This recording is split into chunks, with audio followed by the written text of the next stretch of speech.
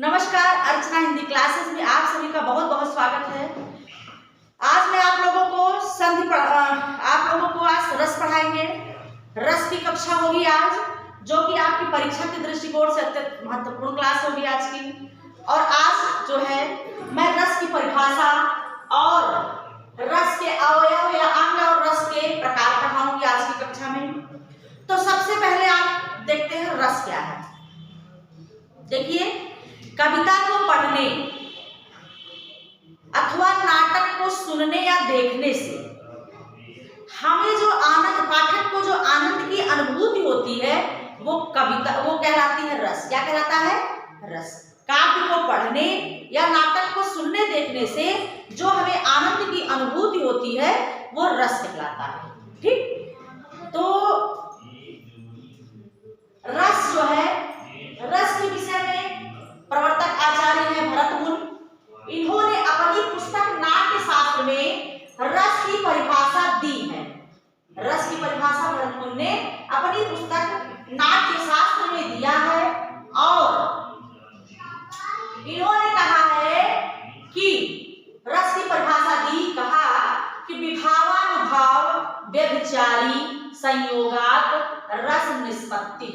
विभाव अनुभाव व्यभिचारी भाव के संयोग से रस की निष्पत्ति होती है। क्या कहा? कि विभाव अनुभाव व्यभिचारी भाव के संयोग से रस की निष्पत्ति होती है। इसीलिए इन्होंने परिभाषा में कहा कि विभावानुभाव व्यभिचारी संयोगात रस निष्पत्ति। इस प्रकार से आचार्यों ने कहा कि काव्यस्य आत्मा रस है। काव्य की आत्मा रस है। क्या कहा? कि काव्य की आत्मा रस है। तो रस के 4 अंग या अवयव होते हैं। 4 अंग या अवयव।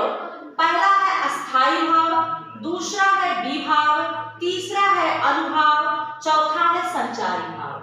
तो आचार्य भरत मुनि ने अपने परिभाषा में अस्थाई भाव की चर्चा नहीं की है, सिर्फ विभाव अनुभाव और संचारी भाव की चर्चा की है। तो रस के 4 अंग या अवयव है, अस्थाई भाव, विभाव, अनुभाव, संचारी भाव। रसों की संख्या 9 है। कितने हैं? तो रसों की संख्या 9 है। एक तरफ है रस, दूसरी तरफ है अस्थाई भाव। देखते हैं, पहला है श्रृंगार रस। इसका अस्थाई भाव रति है। श्रृंगार रस के 2 भेद हैं, संयोग श्रृंगार और वियोग या विप्रलंब श्रृंगार।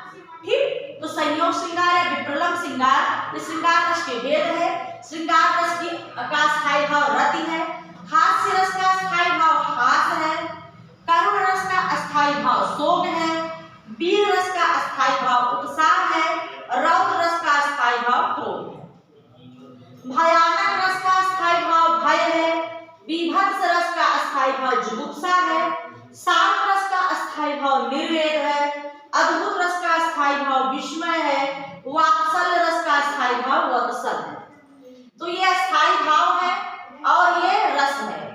9 अस्थाई भाव है और 9 रस है। आचार्य भरत मुनि ने 8 अस्थाई भाव माना है। उन्होंने निर्वेद को अस्थाई भाव नहीं माना है, तो उनके हिसाब से 8 रस और 8 अस्थाई भाव है। उन्होंने निर्वेद को अस्थाई भाव नहीं माना है, उसे संचारी भाव में रखा है। तो श्रृंगार रस का रत, हास्य का हास, करुण का शोक, वीर का उत्साह, रौद्र का क्रोध, भयानक का भय, बीभत्स का जुगुप्सा, शांत का निर्वेद, अद्भुत का विस्मय, वात्सल्य का वत्सल। ठीक, तो ये आपके 9 रस है, इनके अस्थाई भाव है। रस के अंग अगर पूछे जाएंगे, अंग और रस के प्रकार में अंतर है। रस के 9 प्रकार हैं, लेकिन अंग या अवयव 4 हैं। ठीक है, अंग को ही अवयव कहते हैं।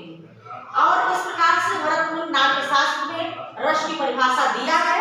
उन्होंने अस्थाई भाव को उसमें काट दिया, स्थायी भाव की चर्चा नहीं की है।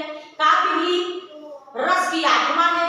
जिस प्रकार से हम भोजन करते हैं, कुछ खाते हैं पीते हैं, हमारे जीवा को स्वाद मिलता है, उसी प्रकार से हम किसी काव्य की, किसी नाटक की को पढ़ते हैं और नाटक को देखते हैं, तो हमें वहां उसी प्रकार से आनंद की अनुभूति होती है।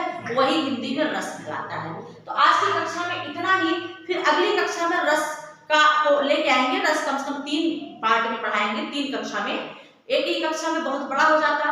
और कक्षा 10 में 2 ही रस है, हास्य रस है और हास्य रस है, करुण रस है। 2 जो है रस कक्षा 10 में है। कक्षा 12 में सारे रस हैं, 9 रस हैं। हमको 9 रस पढ़ना पड़ेगा। श्रृंगार, हास्य, करुण, वीर, रौद्र, भयानक, विभत्स, शांत और अद्भुत और वात्सल्य, सारे रस पढ़ने पड़ेंगे इंटर वालों को। और हाई स्कूल वालों को सिर्फ 2 पढ़ना पड़ेगा, 2 रस, एक हास्य रस, एक करुण रस। अगली कक्षा में हम फिर से आपको रस के साथ मिलेंगे। आज की कक्षा में इतना ही। आप लोग चैनल, अगर हमारा कक्षा आप लोगों को पसंद आया हो तो चैनल को लाइक और शेयर जरूर करें। धन्यवाद।